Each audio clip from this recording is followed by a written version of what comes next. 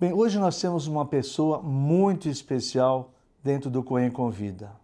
Nada mais, nada menos que a nossa super campeã Magic Paula.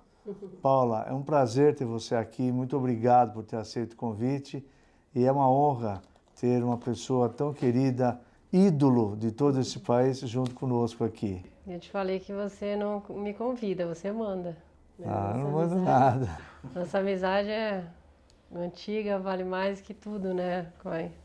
Ah, muito Sempre obrigado. muito próximo. Muito obrigado. Paula, vamos então começar. Eu conheço bastante da sua vida, a gente convive há muito tempo, mas o grande público tem curiosidade de saber. Você, desde menina, dos 10 anos de idade, começou a jogar basquete. Então, eu lembro das histórias do quintal da sua casa e tal. E, obviamente, foi uma pessoa, é uma pessoa de sucesso. Num esporte que até então, basquete, era uma coisa muito pouco praticada, ainda mais por mulher. Então, qual é a mensagem que você poderia passar a partir dessa tua experiência, dessa época? O que você pode passar para as meninas que hoje estão na mesma condição que você? Muita coisa mudou, né? Porque meu início na atividade esportiva foi há 40 e tantos anos atrás. Eu tive muita sorte porque eu tive meus pais que sempre me incentivaram a fazer esporte. E hoje o mundo mudou. Né? Hoje está muito difícil a gente seduzir a criançada a fazer esporte, brincar de esporte. Assim, a mensagem que eu dou é que você divirta, né? Se divirta brincando com esporte, convivendo com várias modalidades. Porque foi assim para mim, né? Eu ia para o clube. Eu sou nascida numa cidadezinha do interior de São Paulo. Oswaldo Cruz, perto de Pompeia e Tupã. Isso.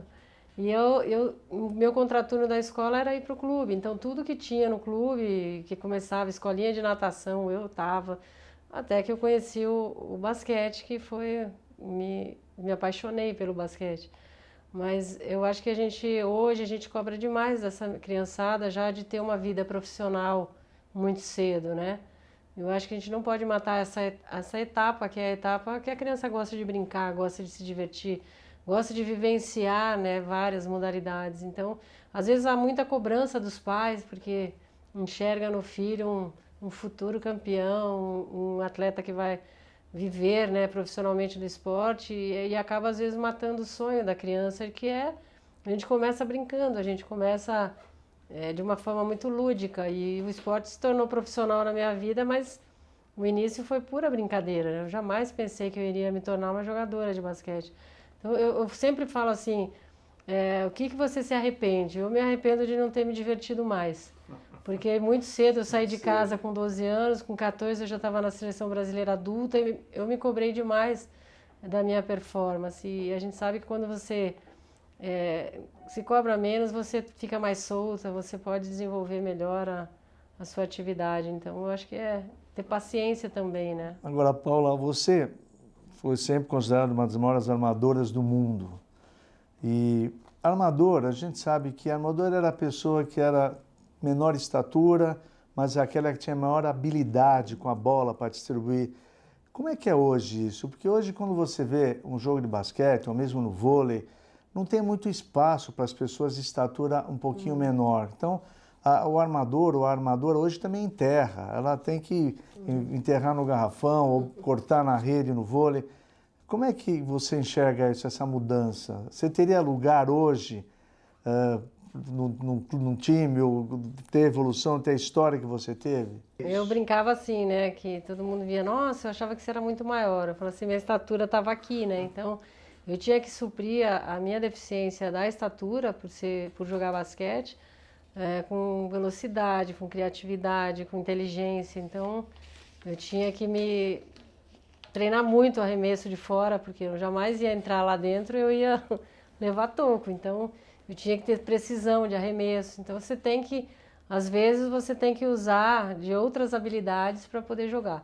E hoje encontro as meninas da geração atual, eu falo, nossa, a menina que é armadora é tamanho que era pivô na minha época. Então, a geração hoje é muito mais alta, né? E na nossa época, a gente sempre jogava com as equipes estrangeiras, né, os jogos internacionais, a gente sempre era muito mais baixa que as jogadoras americanas, russas.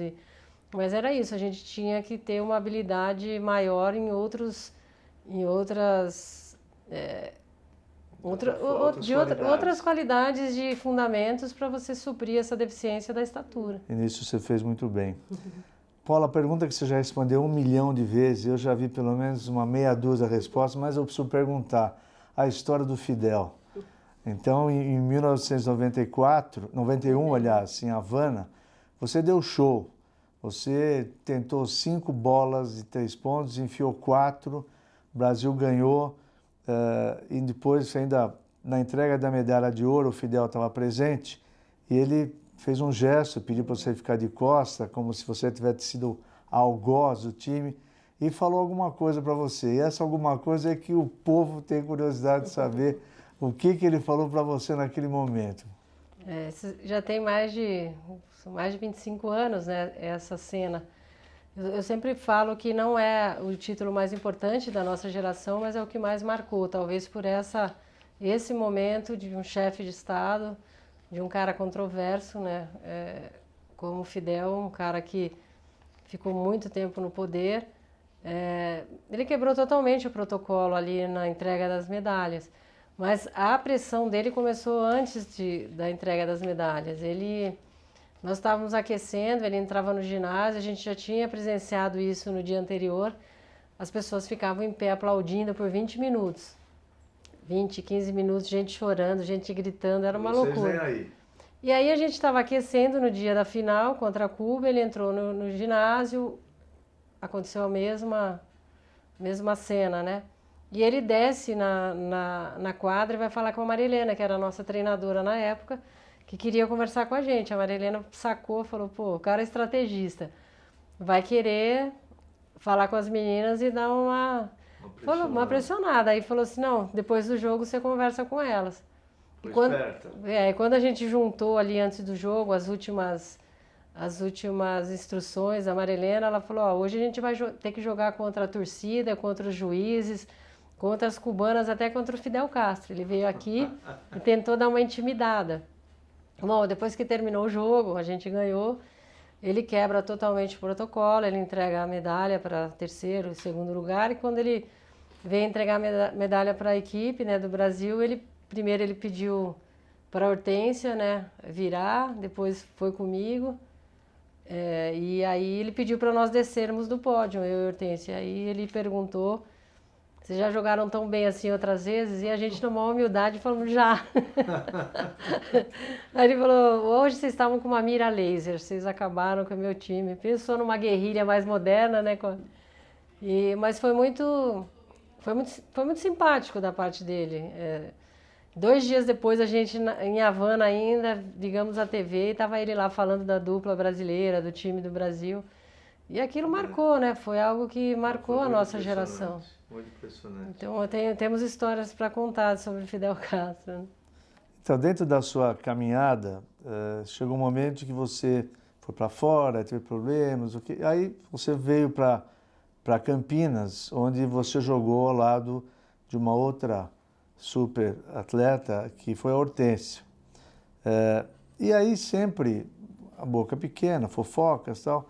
Como é que seria o relacionamento entre 2 estrelas? Quer dizer, tinha lugar para 2 estrelas daquele porte dentro da Ponte Preta? Quer dizer, rolava algum estresse, Paula? Como é que foi tudo tranquilo?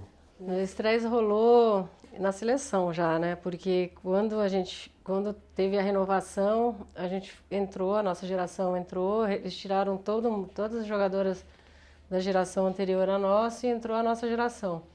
E todos os finais de competição de basquete feminino no país era o meu time contra a Hortência na final. E a imprensa começou a usar isso como algo...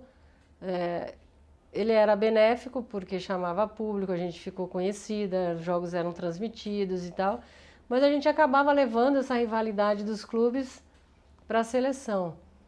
Mas eu sempre entendi essa concorrência algo saudável para nós duas. Nós duas crescemos e evoluímos, talvez individualmente, por essa competição.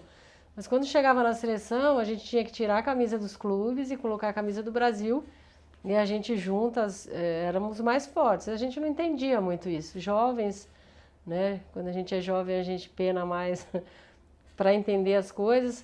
Mas chegou um momento que a gente falou, pô, a gente não está sendo inteligente, né? Vamos ser uma geração boa, né, de jogadores. Vocês chegaram a conversar sobre isso? Um dia pararam e falou, opa, peraí, vamos parar com essa coisa? Nós fomos convidadas para um jogo de uma seleção do mundo, no Canadá, e nessa viagem a gente conversou. Mas é assim, eu acho que em qualquer lugar, qualquer trabalho, você às vezes tem mais afinidade com um do que com o outro.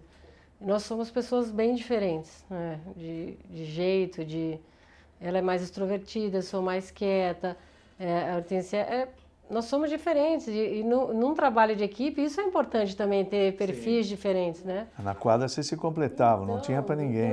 Então eu acho que a gente tinha que entender isso, que nós duas juntas nós éramos mais fortes e a gente tinha que entender que a gente ali não era concorrente, né? O adversário era o outro, não era entre nós.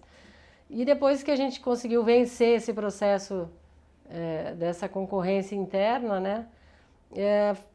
O time da Ponte Preta, a primeira vez que um time de futebol monta uma equipe de basquete feminino, resolveram colocar as melhores jogadoras no mesmo time. Ficou chato, porque a gente jogava 5 minutos e o outro time ficou desmotivante para as outras equipes e para nós também, né?